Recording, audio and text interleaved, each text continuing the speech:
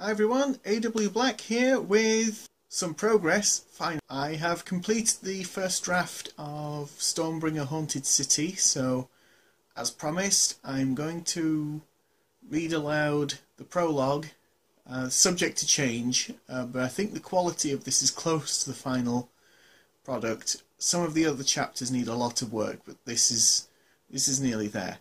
I have it on screen just below this camera is mounted on top of my laptop screen, so I'm going to, if I'm looking down like that a lot, not at the camera, that's why.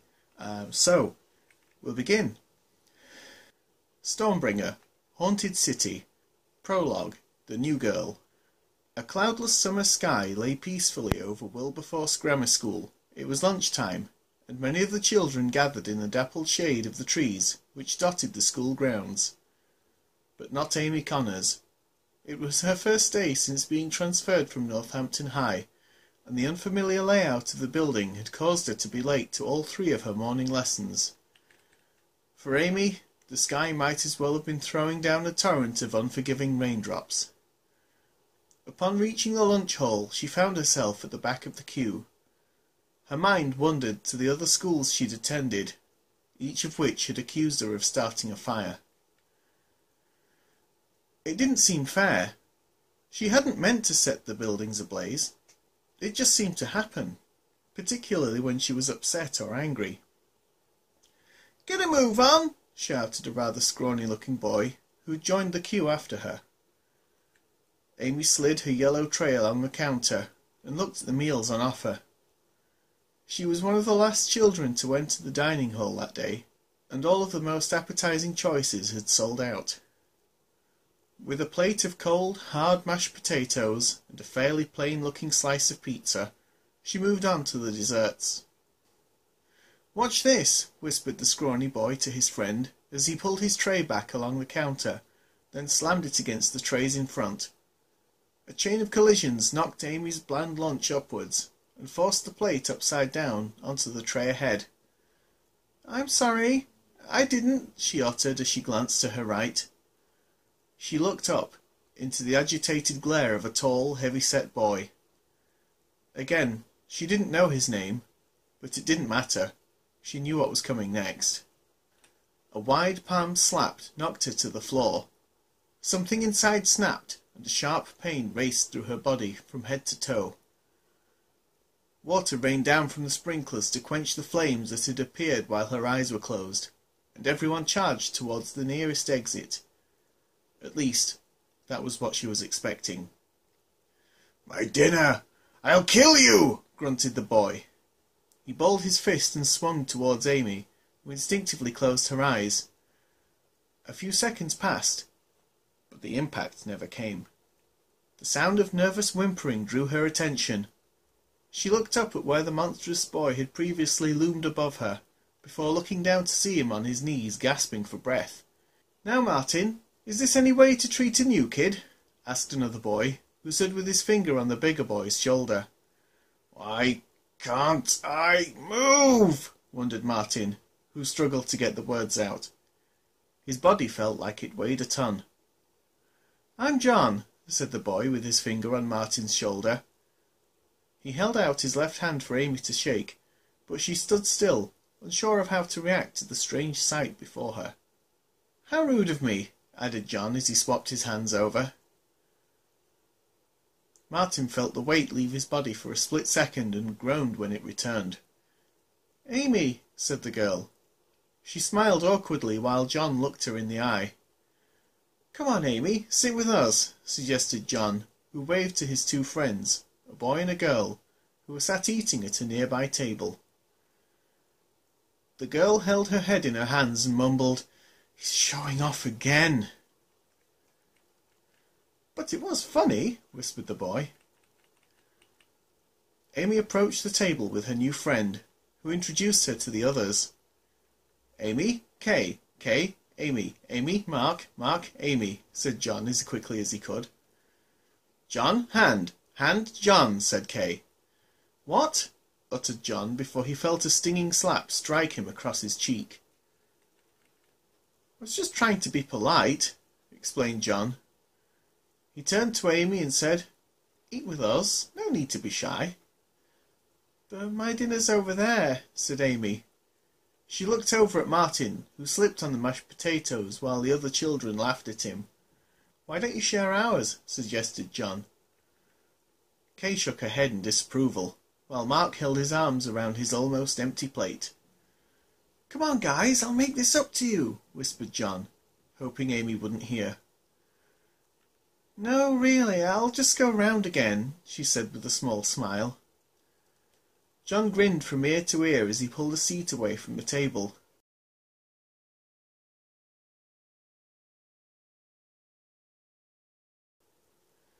"Do you think he's trying to make you jealous?" asked Mark. "It's not working," whispered Kay in an annoyed tone. "I think it is," teased Mark. "Don't make me hide your bag again," growled Kay. "You wouldn't dare," said Mark.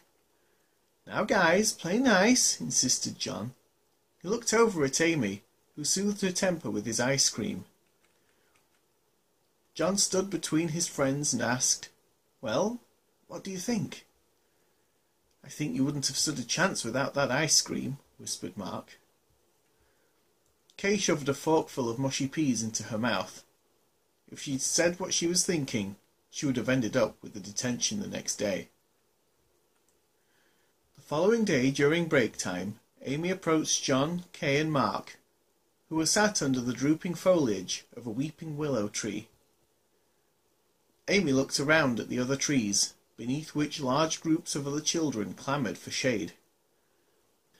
"If you want a spot under our tree, you've earned it," admitted Kay with a pout. "Why did the other kids stay away from you?" asked Amy innocently. "Mark saw the whole thing," said John. "Like slow motion. There was a spark when Rob bumped your tray into Martin's," explained Mark. "I must have blinked and missed it," said Kay sceptically. "I know. I hope I didn't hurt him," sighed Amy. He likes beating up the Year 7s. I've been waiting for an excuse to put him in his place," said John with a laugh. "But to answer your question, the other kids think we're weird. Mark has super speed, Kay makes portals, and I can make things heavier or lighter." Amy thought for a moment. Could she believe such a crazy statement from 3 people she'd known for less than a day? "Is that why you stepped in? Because you think we have superpowers?" "Well, not really. I just saw a chance to make Martin look silly and impress you at the same time," said John.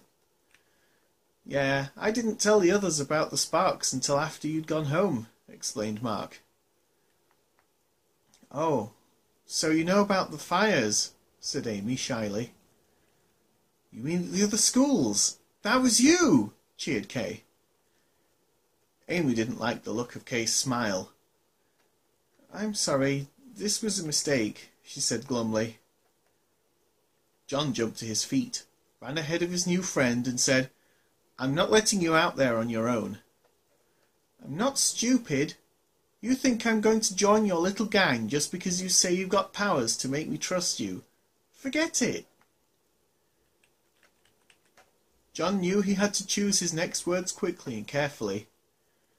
"Give us 10 seconds to prove it. Hold my hands," he suggested, while holding his palms upwards at waist height. "Fine," said Amy, who looked even more annoyed. John gripped her soft hands gently and said, "Now jump as high as you can." Amy paused for a moment. If they were planning to make a fool of her, they'd be doing this out in the open. After bending her knees a little, she kicked away from the ground, expecting to reach a height of barely a few inches. Instead, she found herself lifting several feet into the branches. If John hadn't kept hold of her, she would have ended up in the tangled boughs of the tree. Finding herself looking down at John, and with her feet above and behind her head at a steep angle, she let out an excited squeal while floating back down to the ground. After landing gently on her front, Amy found herself laughing. For the first time in over a year, she was truly happy. "Believe us now?" asked Mark. John helped Amy to her feet, before she nodded and quietly uttered, "Yep." Good, because we've got one question, said Kay. It's about the fires at the other schools, isn't it? Asked Amy nervously. Don't worry, it won't happen here, promised John. Kay rolled her eyes. She knew he wouldn't be able to fulfil that vow, but she had to know the answer. When's your birthday?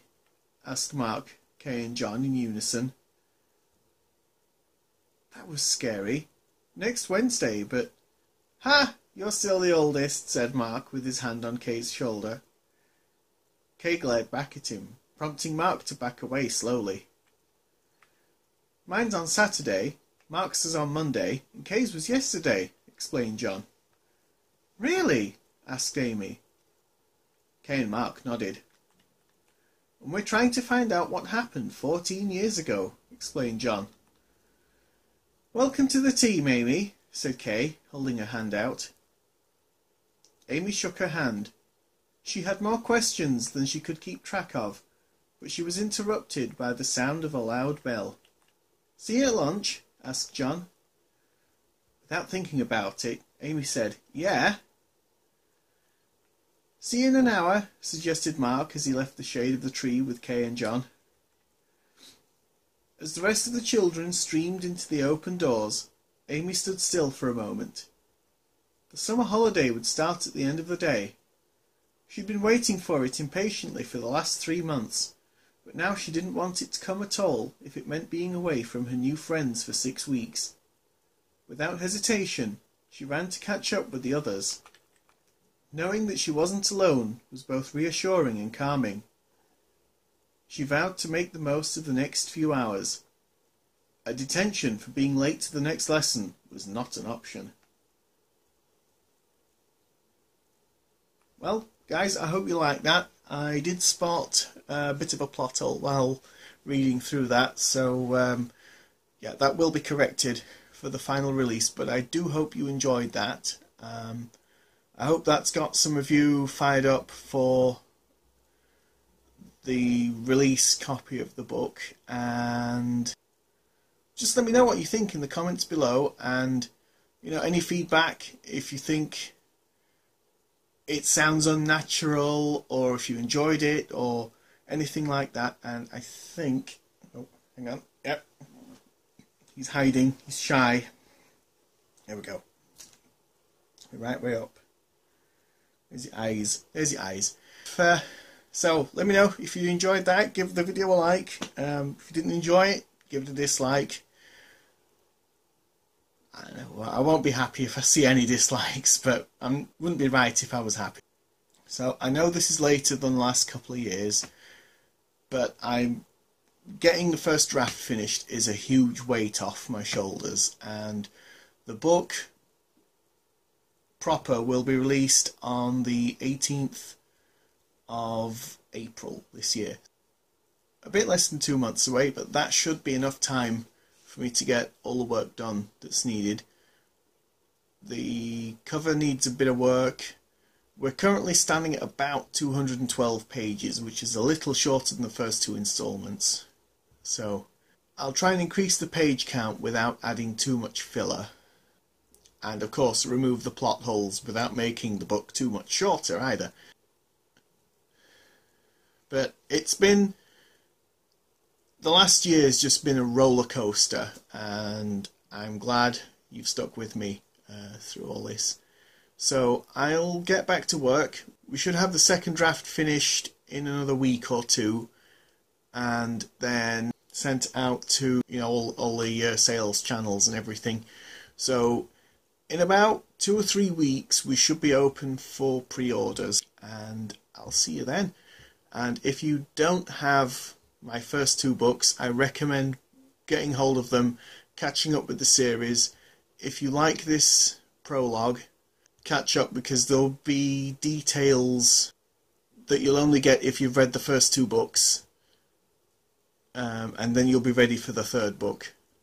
But I will try and make everything as easy to understand if you don't want to read the first 2 books. You think, oh right, I just want to join in the story from here. So anyway, I'll see you at some point next week for the vlog. I think we're up to vlog 16. And thanks for watching. So I'll see you guys soon. Bye.